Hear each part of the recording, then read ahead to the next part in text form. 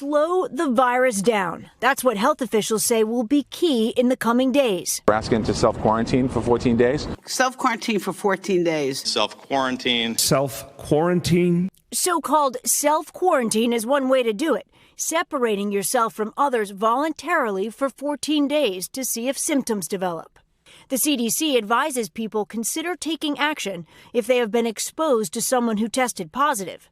At work, that could mean someone who sits 6 feet or closer, a colleague you interact with regularly, or a friend you've recently had dinner with.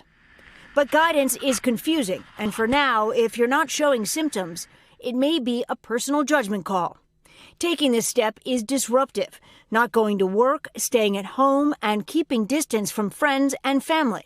Make sure not to share dishes, towels, or bedding. Homes should already be stocked with necessities, toiletries, food, prescription, and over-the-counter medications to last up to a month. Going outside for a long walk or bike ride may actually be okay. Going to stores and coffee shops is not, because there are too many people. In the end, it is a difficult step to take with a selfless goal, protecting others. Stephanie Gosk, NBC News, New York. Hey, NBC News fans, thanks for checking out our YouTube channel. Subscribe by clicking on that button down here and click on any of the videos over here to watch the latest interviews, show highlights, and digital exclusives. Thanks for watching.